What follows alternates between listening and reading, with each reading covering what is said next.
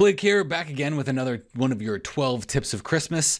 And this one, I want to talk about the layer styles. It's one of the most important dialogues that you have when you're building a composite image, but a lot of times people forget about them.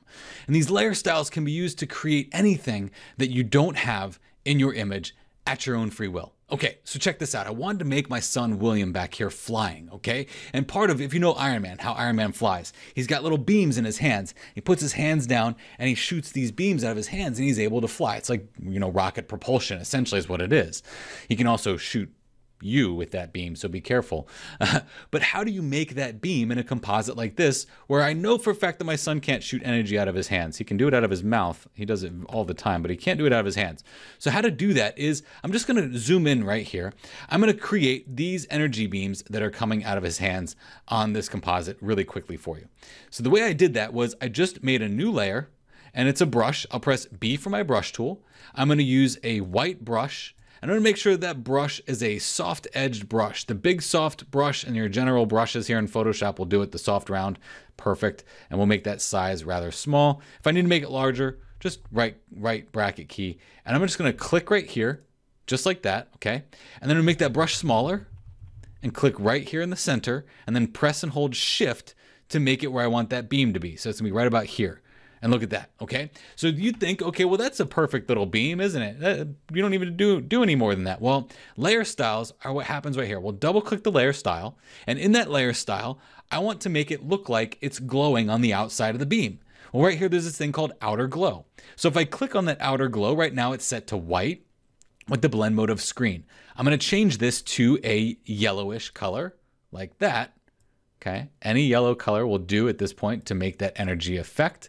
All right, and we can increase the opacity if we want to. You see that? We make it a brighter beam that's coming out of his hand now. And that is how I built the beam of his hand. Now, I did some clever masking around his hand to ensure that the beam itself wasn't going to be overtaking his hand. So I had a selection kind of already made from him. So if I were to click on that and mask that out, I'll press Command or Control I on that mask, you'll see that now that beam is coming out of his hand and not happening on top of his hand. So we're pushing and pulling the layers there. That's one way that I use layer styles in this image. So I'll turn that back on so you can see the work I did there. I did a little bit more work to make it look like it's passing through that atmosphere, but that's a little bit more of an in-depth look. These right here, these little, I don't know what they're like, epaulettes or cape snaps, whatever they might be. My son Matthew did not want to wear the cape at all. He was like, nope, not doing it, not having it. So I had to build the whole cape for him. So let's go into his folder here, right here. So if you look right here, that is right. Where are they? Don't prove me wrong now. Okay, here's the cape. So let's see, where are those little epaulettes? And I don't even know if I'm saying the right word. There it is. So these guys right here. Look at these layer styles: bevel and emboss, inner shadow, color overlay, and drop shadow. So how did I make these? Well, really quite simple.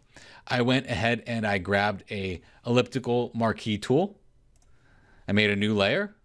Let's not go ahead and let's not do that. Okay. I made a new layer and I just made the size of the cape holder that I wanted it to be. I pressed Shift F5 and I filled that with the color white.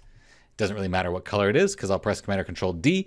When I double click on this layer now, I have bevel and emboss. I've got inner shadow.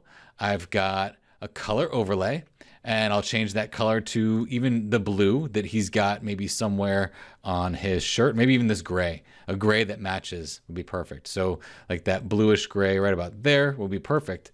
And now if I go to the bevel and emboss, here's the depth of that bevel and emboss. So if I make it a really small depth of that bevel, drop the soften there so it actually looks like a little dimple.